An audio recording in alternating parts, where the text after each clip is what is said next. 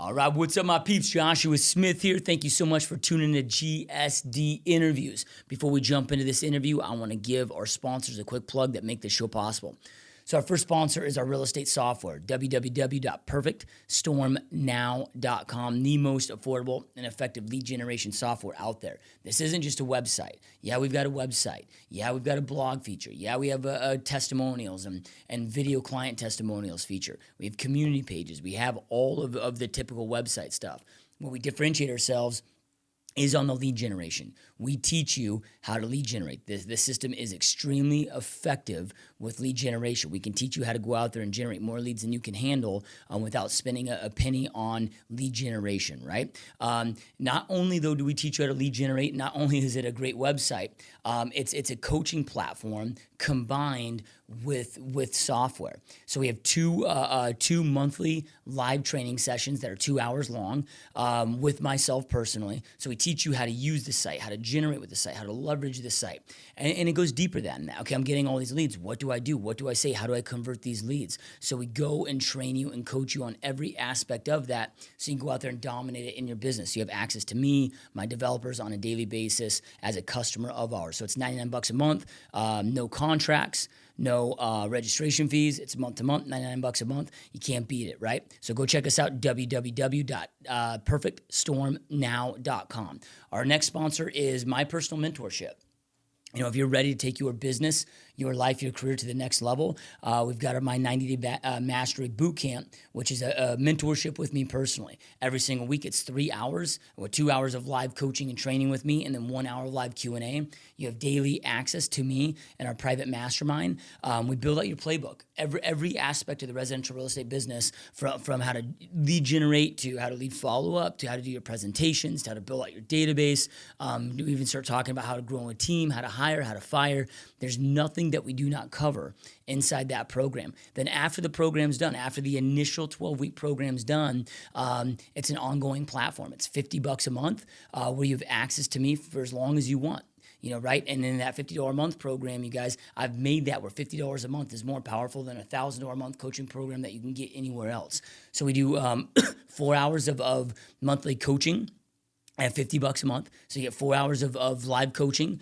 We have 2 in-person masterminds here in Phoenix, Arizona. They're every 6 months. It's a private mastermind with me and only the alumni bootcamp members that are part of the mentorship. We don't bring in guest speakers. There's nothing to sell. There's none of that crap that we all get at all these other seminars that we go to. You usually go pay $500 to a seminar and they try to sell you a bunch of shit. That's not what this is. This is hardcore masterminding. This is a hardcore mentorship, mastermind, and growth program. So if you guys want to learn more about that, www.90daymastery.com. Hope to see you guys in the program. All right, let's jump on into the interview. Hopefully you enjoy this as much as I did.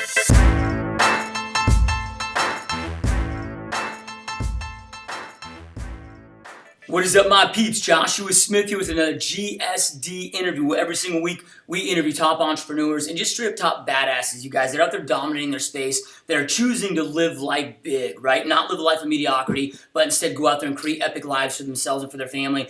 So today, you guys, I've got a special guest on. I'm really stoked to have on the show. I heard this guy's story. I'm like, man, I got to get this guy on the show. We have so much in common with our stories. So our guest today is an entrepreneur. He owns multiple businesses. He's a coach. He's a consultant. So really stoked to have Matt Shoup on the show. Welcome to the show, my friend.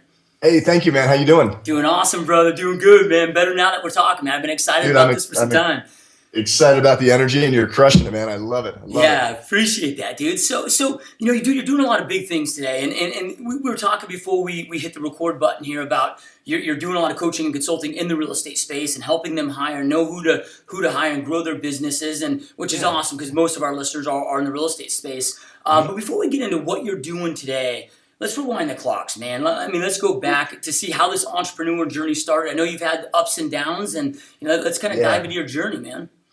Yeah, the journey, man, that started, I grew up in New Jersey. I lived there till I was right about 10 years old. And just in the normal school system, right, of go to school and sit down and do your homework and do what you're told, I was just different. Like, I don't know how to describe it, but I didn't fit in. I was always a restless kid. I was like any young boy, like I didn't want to follow the rules or listen to anything. And I would always see something going on, whether it was in school, outside of school, in my environment, and I'm like, everybody's going this way, but let's try it this way. Let's do something different. And because of that, and because of vocalizing that to people and teachers and everything, I got kicked out of a lot of stuff. So I mean, I'd finish my homework in school, I'd get all the math done, and be sitting there like, hey, do you have anything else for me? If not, I'm going to go get in trouble.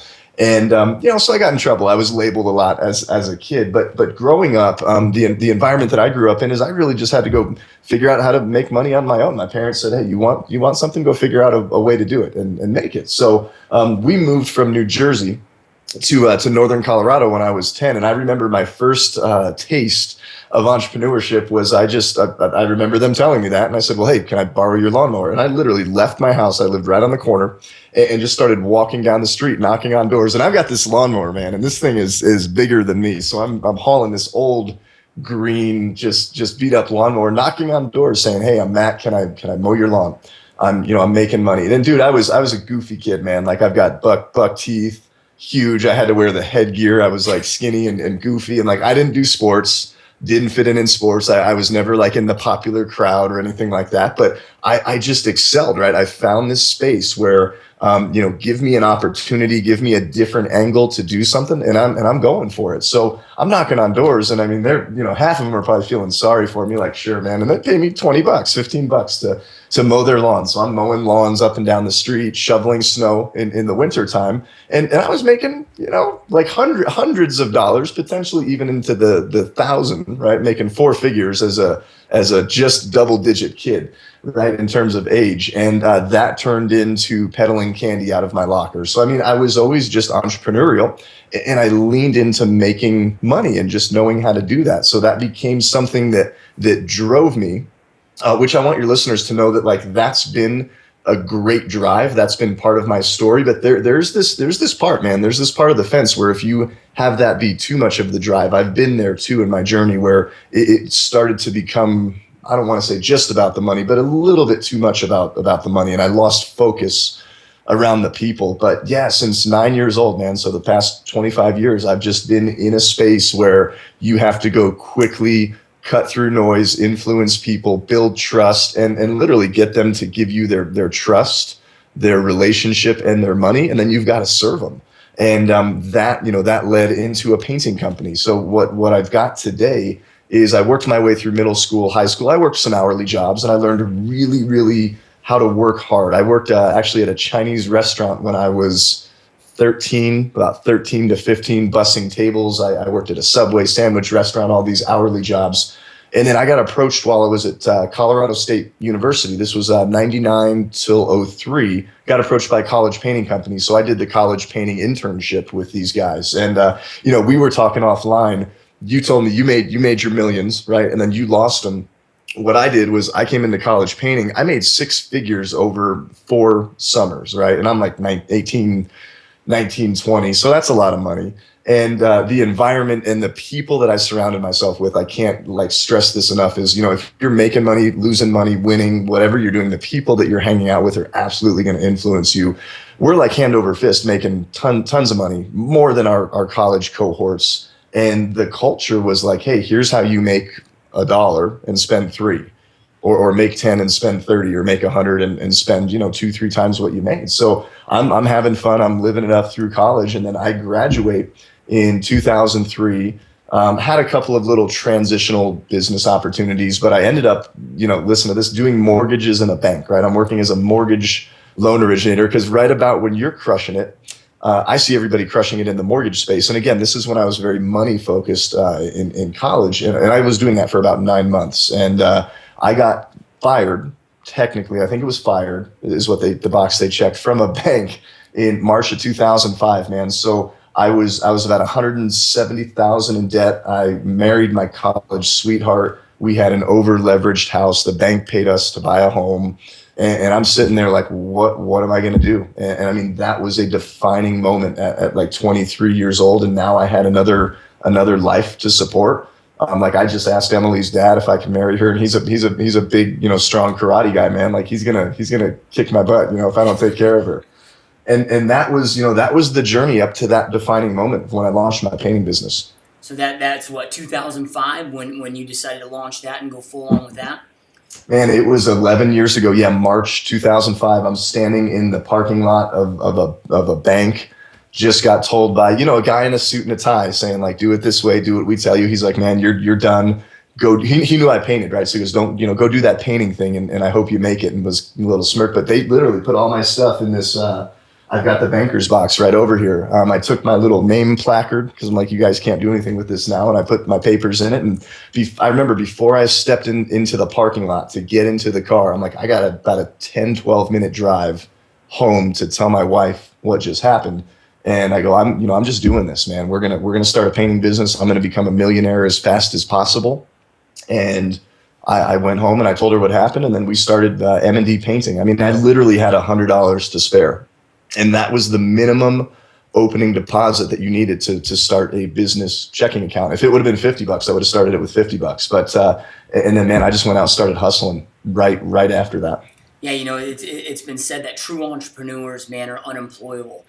So you go to this bank, you got to fit inside this box. Well, you're an out of the box guy, so you jump into this painting business, dude. And we see so many entrepreneurs. I mean, most entrepreneurs fail. Over 80% fail in the first 5 years. 5 to 10, 80% of those that made it are out before year 10. So let's talk about that, man. You jump back in, you kind of know the business from college. People see what you're doing today and like, holy crap, you're banking millions, you're doing all this, but they don't always see all the struggles and what you went through. So let's talk about it. What was that first few years like? What type of hustle did it take? What kind of adversity did you have to overcome? I think the first thing, we don't talk about it a lot because I think, as entrepreneurs, like, and me and you, it's like, we're big, strong guys and we're getting out there and we're crushing it. And it's like, man, when somebody tells you, period, like no matter who it is, right? Whether it's like the kid in school, I've got a son and kid at school. I saw him be mean to my son the other day. I'm like, dude, that hurts.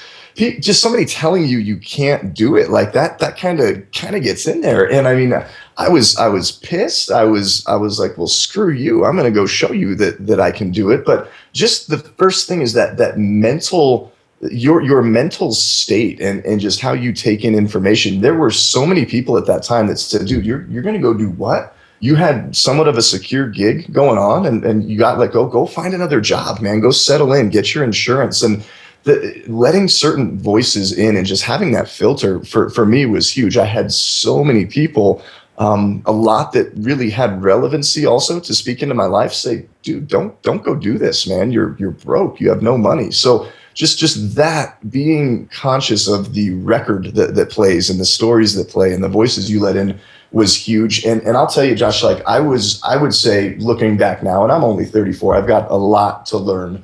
Looking back over the past 11 years, I would say I was too, I don't want to say I was too stupid to know that there was any other option, but I didn't think about it. I'm just wired to like not listen to what everybody's saying. And I literally didn't even think about any other option other than I need to go out and make $2,800 in 28 days because that was the amount of money I needed to make to support things. So I went out and started knocking on doors and, adversity, I literally knocked on doors and I hung out in Home Depot stores in the paint aisles, just talking to people, trying to meet people. And I got, told no.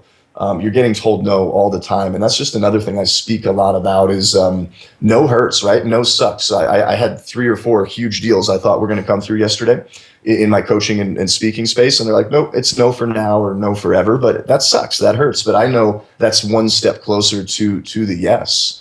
And it's just go for that no, and just pushing through that adversity has been huge for me. Whether you're crawling, sprinting, running, you've fallen down and you're just crawling through whatever that figuratively looks like, just to keep moving forward, day by day, minute by minute, and just keep going. That's all I've ever known. So that's all I ever do. Yeah. So, most entrepreneurs, they stay small, right? They're a small business. It's usually them, maybe an assistant, whatever, maybe one kind of a helper. Today, you've got this massive company. You're not out there painting houses personally. You've got everything delegated out. You've got this amazing team. Let's talk about that, man. What was kind of that defining moment where, because if you're out there, you always have this capacity. How did you start hiring? Exactly. How did you start scaling? How did you go out there and turn a painting business into this multi-million dollar company? Yeah, and it's interesting because in the space that we live in Northern Colorado, our target market, our geography, I mean, we have a very large market share. And so we are a pretty big company. We probably are, 5 to 8 size or times the size of any, competition that's close. But one of the cool things I'll tell you is that I suck at painting. I can't, like that wall behind you, cutting in all that trim. I would ruin that if I came into your office. But so I knew that. I knew what I was good at. So I mean, the minute I came into the business, I said, "Hey, I am marketing. I'm lead generating." And I actually had a guy that I knew from the college painting days.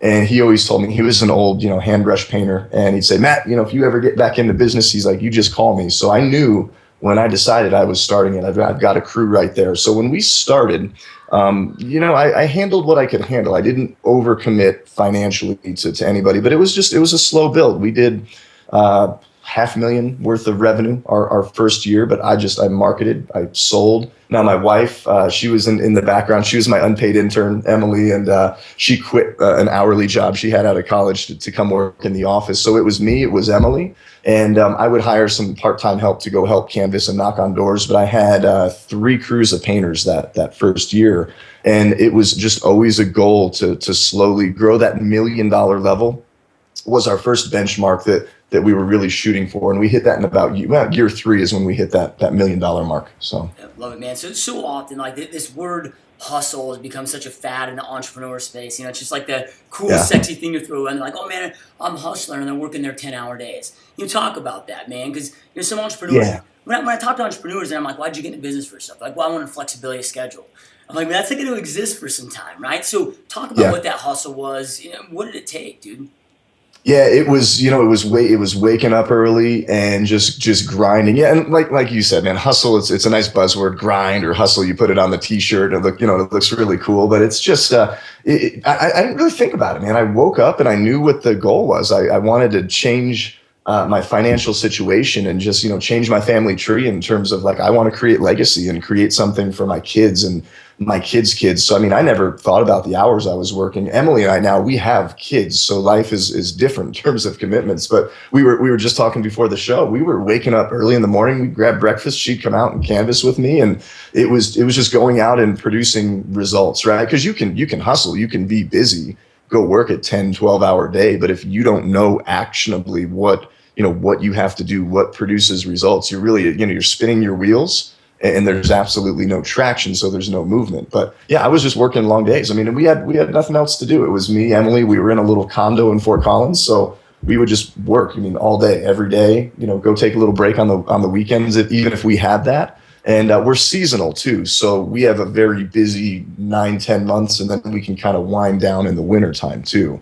So I meet and speak with a lot of entrepreneurs that they're in a seasonal type of space, and even with real estate, things kind of can ebb and flow depending on markets and times of year. But yeah, it's like just make hay when the sun shines, man, and just go. Yeah. So Love it, man. So, yeah, so often we'll talk about successes, but we don't hear a lot of successful entrepreneurs talk about those big failures that they had. And I hate the word failure because they're our greatest learning yeah, moments that really yeah. define us to who we are today. So, what were some of those biggest failures that you had, those biggest learning moments that turned you into the man you are today?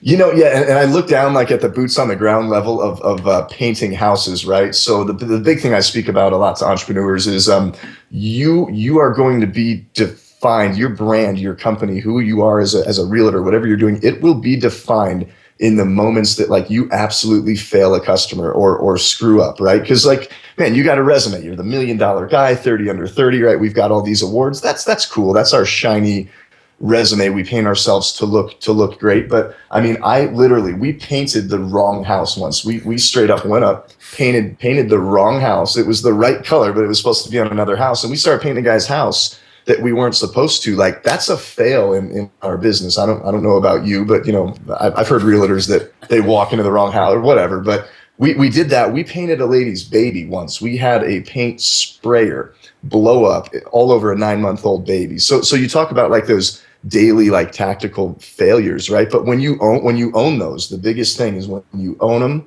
and you're like, yes, I painted your baby, right? Like, yes, I painted your house, and I don't even know you. You didn't sign a contract. We're gonna make this right. That's when people really see what you're made of, just as a person and a company. So I've made those failures, but then in the big picture, we started growing and expanding, and we're like, okay, 500,000, 750,000, 1.2, 1.6. You know, we were just rolling. And we're like, let's expand, right? Let's expand all over the state. We made some pretty big geographical expansion moves, and we were underfunded to do it, so we didn't have enough capital to do it. And the revenue grew. And I remember the year I won the Inc. 5,000, we made the list, right? We made the most revenue we had ever made the least bottom line that I ever made. So, I mean, as I talk about that, we made some, don't just grow for growth's sake. If you're working, exposing yourself to, 3, 4, 5 times the degree and then making less money than you've ever made, it just doesn't make sense. But I've made tons of those. And I think overall, Josh, the biggest thing is, it was about me for a while. It was about, hey, making money and what's in it for me. And there's nothing wrong with that. But as I, use the term, I climbed this mountain of success, this $1 million mountain. I didn't do a good job for a really long time learning about the people that were helping me do that and really helping them to elevate with me and pull them up that mountain of success with me. So, I mean, I got up there at the peak of some of these awards and success.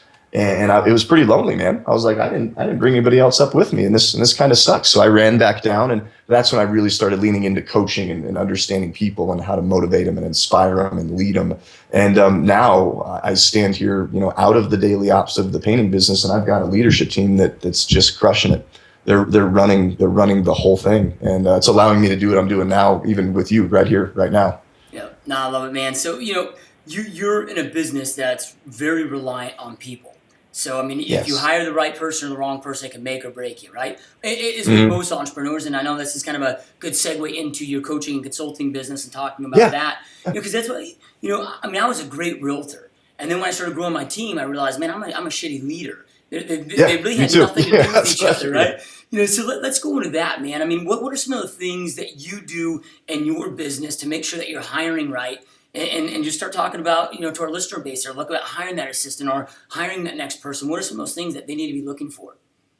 I use my gut a lot as a filter. So when I meet somebody, and when it was just Emily and I, and we were looking to hire that first person, you sit down with them and you're like, can I just hang out and have a coffee or have a meal? Like, would I want to go bowling or, whatever you like to do, but I want to go hang out with this person. And just that gut, I think as entrepreneurs, a lot of us have that. And I always use that as a filter. But what I've learned is with what I do now, I actually do leadership performance coaching, and I use behavioral profiling. So basically, you have a certain way that you behave and things that drive you. But the way that I look at you is going to be through my lens and my wiring, and you're going to look at me the same way. So we started really leaning into this profiling at our painting company back in like 07, 08.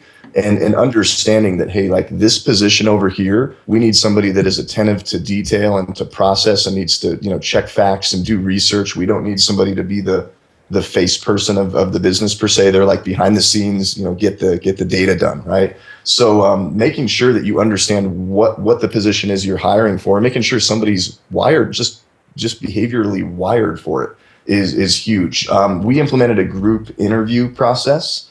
Because it's the same thing, right? Like a resume, are you going to give me a bad resume? Like nobody's going to put out a bad sell sheet. But when you put somebody in an environment of your team as it grows and the entire team gets to experience that person, a lot different things happen. A lot different stuff comes out when you're doing that. So, I mean, we run profiles on everybody at M&E, and that's what I do now is I'm working with other companies because we've hired amazing people and put them in the wrong seat on the bus, right? As Jim Collins would say, or just put them in the wrong position or don't give them the tools they need to really lean into their strengths.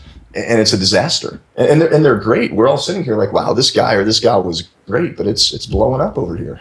Yeah, so when you're talking with your clients, man, because it seems like most entrepreneurs hire once it's like things are out of control, they're hiring out of desperation, right? So, I mean, at what point, should you start looking? How long should that interview process take? And to the point where you're not desperate, because then you get desperate, then you can't train them, so you almost got to be a couple steps ahead of the curve there.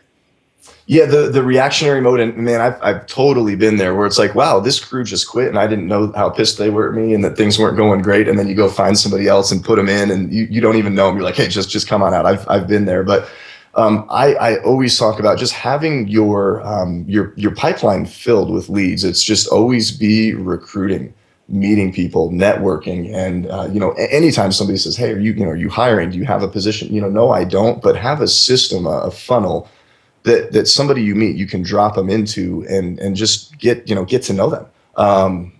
Sorry, we were having a little technical stuff going on here. But yeah, no, I mean, it's always having somebody there for the position. Like right now, I went through the process of interviewing. I've got about 7 or 8 candidates for a position that I don't need right now. But I mean, as soon as I do, I've got that pool. So just always being a couple steps ahead. And I think being financially attuned to how you're scaling, how you're growing. So if you're in real estate and you're like, hey, like by myself, I can handle this many closings, but I know when I get to this many showings, which is going to produce this many closings, I need another right-hand person or somebody to help on the back end with docs and just trying to project as much as possible and just not running around scattered. But some people are just naturally born to procrastinate and run around scattered. I've seen some people actually thrive in that. At the end of the day, what we always do is, even if it sounds great on paper, the gut feeling's there, everything looks great, we do a working job site trial. So, I mean, we'll bring somebody in and just say, hey, let's hang out for a week, for 2 weeks, for a month and see how it goes. Because you can never get a feel until you start working together. Yeah. So what do you say to the person that's like, well, I know I need to hire somebody, but man, I don't want to manage people. I don't want the headache. That kind of goes at it with that approach. Yeah, do it all yourself then and see how that goes. And some people would rather do that. I mean, I've met with and coached, right, spoken to people. They are just scared to death of leadership and managing other people. And really, like at the end of the day, I just say this, that when you bring somebody else onto your team and it goes from you being self-employed to, you're now a business owner and a business leader, you have to manage other people. All businesses, life, family, whether you're a nonprofit, for-profit, it's just people coming together to drive towards a common mission and a common goal. And what I do is help people understand the other people involved in that process, and you've got to do it. You can't go at it alone. I haven't met any entrepreneur to date that goes at it alone. I mean, they're not an entrepreneur. I'd say they're just a self-employed business owner. So and I'd say I'd rather be sometimes employed than self-employed, because as being self-employed, my boss is kind of crazy. Yeah. No, I love it, man, and I couldn't agree more. I found, and now I operate 4 businesses, and the key is developing that great team, because greatness can't be achieved alone. And that's why I love what you do, man, because there's some of these coaches out there operate from a place of theory. They've never done it. They've never built it. I mean, you're a guy that was forced to build it, has proven it, has created success. You're not a guy speaking from a place of theory, but from actual tactical strategy. Yes. So, and with the importance of that, there's nothing more important when you need to expand than hiring the right people. So how do our listeners, man, maybe they're at that point where like, man, I need to hire right, but I want some help. I need some additional training on this. Where do they go to reach out to you, Matt, to learn more about you? Yeah, my website, everything can just be found right there on the website. It's mattshoup.com. All right. Easy enough. If you guys, those of you that are listening or watching, the link will be right below. So just go click on that when the interview's over and go check that out right away. So, all right, man. So, I find so often that good becomes the worst enemy to greatness. It's so easy to get caught up in this good enough, get comfortable, take the foot off the accelerator. Like you're a dude that could just kind of coast, probably for the rest of your life and do fine. What keeps you, man, not settling for good enough and always striving for greatness? It's I went through a process recently. It's called the life plan process, where you really get perspective on your life, and you unpack your story and find out why you're here. And what I've found in my story is, I mean, I've overcome massive amounts of adversity and struggle in all different kinds of aspects. And like, I know why I exist, and it's to inspire and ignite other people like you, as we're doing this right now, your listeners.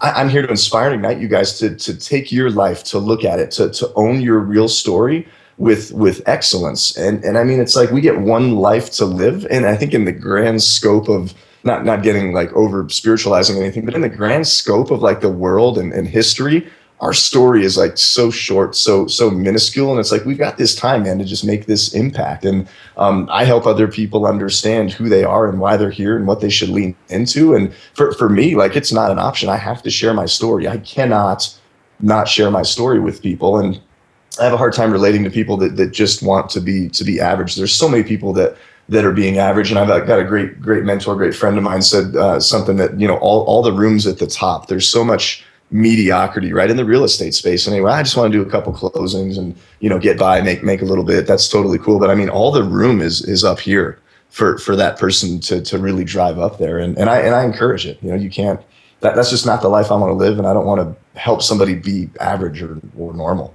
Yeah, at what point during your journey, man, did that clarity click for you? Like, hey, this is my purpose. On my deathbed, I've got to know that I operate at my full potential in this purpose. Like, at what point did that click for you? Yeah, I think I had a midlife crisis at like 30, right?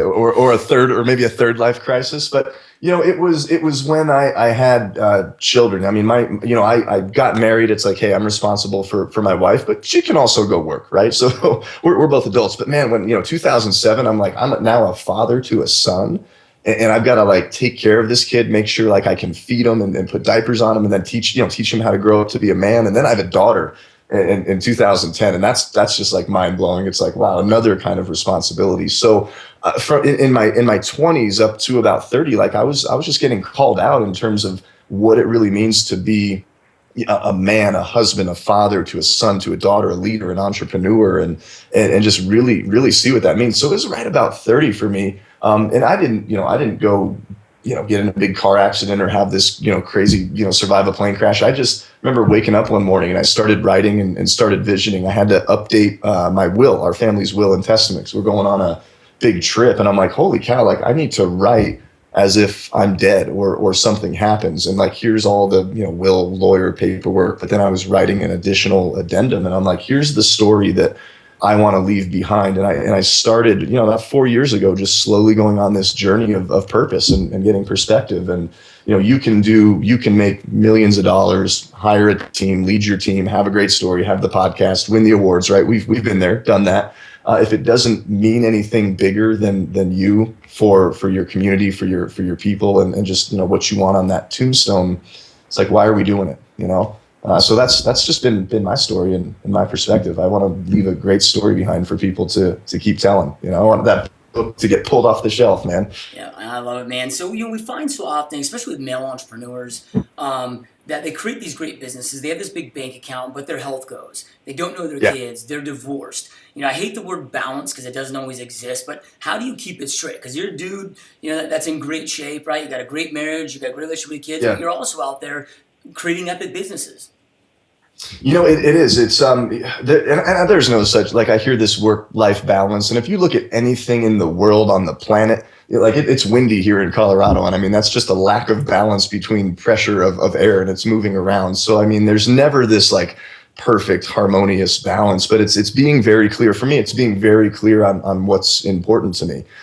Business isn't the most important thing in my life. Like my faith, really, my just belief system in myself and the bigger picture of why I'm here, my family, and then business, and that's what flows in to feed my family. And then I'm active. Right now I'm actually injured, and I compete and train a lot. I've done jujitsu for a number of years, like almost 9 years here now. But that's just fun, man. It's just managing your time. You can't manage your time, but you can manage your tasks and just get stuff done, man. Like be very effective. If it's 8 to 9, we're doing this podcast, I'm rocking this podcast, and then I know what I'm doing from 9 to 10. And then 10 to 11. So really just prioritizing what's important and why and when, and it ebbs and flows, man. I've spent a great couple of weeks with my family, and then they're not going to see me as much for the next few weeks, but we're living in Spain this summer. So we're going to spend a couple months together on the beach in Spain, man. And there's no such thing as balance. I don't believe in that. Yeah. So, you're a sharp dude, man. You're a student of the game, student of life. What does self-development look like for you personally? How important is it to you, and what does that look like on maybe a daily or weekly basis? On a daily basis, is because, man, it's so busy. I was speaking with my wife about this morning. We're talking about all the new, apps and Facebook, and are trying to get our kids unburied from their tablets. There's so much information out there. But for me, as I'm navigating and going through the day, whether I make time, and I have intentional time where I get up and I will read something, I'll watch a video, download and listen to a podcast, but even just throughout the day, just pausing for a second and just seeing like what kind of value did I just take away from this meeting, this person, this conversation. I mean, meeting with I met with somebody that was a potential client, ended up not being a good fit, and he shared his story about coming up like through the sports world, and I took something out of that really spoke into my life, and I felt made me better. So you've got your intentional, podcast and all the development stuff, right? That's out there that you can download or whatever, listen to. But just as we're doing life, don't forget that like we are sitting across the table from people. And I really try to pull my head out of a lot of this social media a lot and just make sure we're just being engaged with people, because we all have so much to offer each other. And that's been a huge part of my self-development. I pour into people, and I let people pour into me, because everybody's got a value that they can give. Yeah, awesome, man. Love it. So just a couple last questions for you, man. I know you're busy. Yeah. All right, so let's say something happens, right? And you lose everything. Financially, you get wiped out again. Yeah. Health's Yeah. good, family's good, all that's good. But you've retained all the knowledge that you've learned over all these years. What are the first few things that you'd immediately do to go out there and rebuild knowing what you know now? Yeah, and we think about that, and I don't know where you're at, but like as entrepreneurs, if you're having a bad day, we can be on that roller coaster. And Cameron Harrell did an article about the entrepreneurial roller coaster, where it's like, dude, we're kicking ass, this is great, and you're down here. And I recently went through this, right, where I'm down in like this valley, and I'm like, oh no, we think we're gonna lose everything and be under a bridge. Like, have you ever been there? Oh, yeah. You've actually, right, you have been there. But I've thought about what does that look like, and I'm like, man, it's just money. We live in America, right? So I'm sitting here thinking my worst day as an American, that still beats like the rest of the world's best day in terms of like resources and what we have to be resourceful with. But I would get probably pissed, right? I would be upset. I would cry. I would go through all those emotions. I'd get really scared, right? And then I would just go out and figure out a way to do it again. Just like 9 years old, and I wanted some baseball cards, and I was mad because mom and dad wouldn't give me some money. So I'm like, give me the lawnmower. I would do it again. Hope that never happens. But yeah, I get emotional about it, and then I would just, get up and wipe the dust and the dirt off and just get to work. Yeah, I had a guest on recently, and he's one of those guys, a lot like so many uber successful entrepreneurs that made it, lost it, and had to remake it. And he's like, as I get older, he goes, to me, success is going to bed every single night knowing if I lose it all, I'm okay because I can rebuild it, And I thought that was pretty powerful, man. Yeah. It gives you a whole new sense of self-confidence, And I've met people that, they haven't been, they're not in the entrepreneurial space. I mean, they were working, steady job, whatever, and then they got let go or restructure, and then they did, and they lost everything, or they got hit by the economy. And I mean, they couldn't do it. And I mean, they go into this tailspin, and it's insane. Yeah. So, man, I know that you do a lot of podcast interviews. You get, you're on the news, TV, you're all over the place, man. So you're always being interviewed. What's like the one question that nobody ever asks you that you feel is important that you wish they would ask you? Man, that they wish they would ask me. That's a good question. I get my business story, right? We're talking business, and I literally tell you that just like scratches the surface of who I am. And I mean, I don't get a lot into the into the personal story, and really just having real conversations with men about stuff that matters. This isn't to say that women listeners can't listen, but I don't get enough to speak about that. I'm in a space right now where I'm kind of seeing where this goes, but I'm finding myself in men. Just as men, like we want to provide for our spouses, for our families, and I don't ever get to talk about that as much as I'd like to. And I've had a lot of experience just learning how to be a man and provide for my family, and getting called out that I've got just a lot of story to share. And I don't get asked about that a lot. It's just, I share the business story all the time, and it's great. But I mean, I've got a lot of other stories too. I've got a huge passion for Spain that I don't get to talk about or get asked about a lot either. How did the Spain thing come about? It was funny. I was 19. I'm in college, and I've always been fairly close to Northern Colorado. Never took a lot of risks in terms of like leaving home or traveling. And I was ready for a change. And I had a Spanish professor, and I'm 19, right? I'm 19 and I'm single, and, doing what a 19-year-old single kid in college who didn't have his faith or really have himself grounded yet was doing. Spanish teacher comes up, and she's like, "Oh, Matt, you should come check out my beautiful country of Spain." And she's still a great friend, like 15 years later. And I was like, fine, I'll go out there. So I just decided literally within a couple of months to pack up, leave, go do a study abroad semester right outside Madrid back in 2002, and lived with a host family. went to school 3.5, 4 days a week, and then we traveled all over. And I mean, I fell in love with the country and the culture. You look at some of the artwork back here. These are just some of the places that I love the most over in Spain. And that perspective, like for me as a person, was very, very life changing. It was definitely a turning point where I saw other parts of the world, other types of just people and cultures and ways to live, and it gave me perspective, not just on business, but just on life and where I wanted to go. So I get back there a lot. I've competed in jiu-jitsu over there. I've got some just phenomenal relationships, and then we're taking the family there this summer. I'm excited. Is this the first family summer trip where we'll be able to experience it too? In the summer, it has been. I've gone over, with my wife, my son and I have gone over for a boys trip. And yeah, this is going to be our first big summertime. We did a month over there in September about 4 years ago. But yeah, this is one we're going to just turn stuff off for the summertime and just hang out. Yeah, it's going to be great. We're excited. Yeah. So, you talked about the man, right? Providing for their families. And, I always say on the podcast or when I'm doing my own leveling up shows and whatnot, it's like, man, when we were cavemen, it was our job to leave the cave, go out there and kill the food, bring it back for the family. Kill it. Like what business would we have coming home to the cave if we didn't come back with food while our wife and our kids are starving? And it seems like our society has just lost that, man. These guys just coast. They don't treat it as a moral and ethical obligation to provide for their family anymore. With this society, man. I mean, do you think that there's a way to get that back? I know you work with so many coaching clients and talking with them, but how do we get that mindset back, dude? Well, I feel just overall, and this is just me, this is my personal view and opinion as being a man, is like, we need to bring the man back in terms of what that means. And everybody has that definition of what it means to be a man. But like what I sit there at night and think about, and whether we say it or not, because we're tough and we're macho, right? And I've got the tats and you've got the tats and everything. We don't want to be like vulnerable with other men, man. And it's like we have this wiring, right? Whether you believe God gave it to you or you evolved or whatever it is, of just to provide, right? And just be good enough. And right, we compare ourselves as men to other men and we see how other people are doing. But it's like we just have this yearning, right, of our spirit to want to just provide. Yeah, and that comes all the way back to being a caveman. And I think I've seen a lot of men that they can't do it to whatever degree. So they turn it off and they just say, forget about it. And whether they sit back and they coast, or they lie, cheat, and steal their way to do it, or find the easy way to do it. But I just, I see so many men that just are yearning to have that and they can't, and they don't believe that they can. So yeah, man, I just find myself sitting down with men over a coffee and we're going to go talk marketing.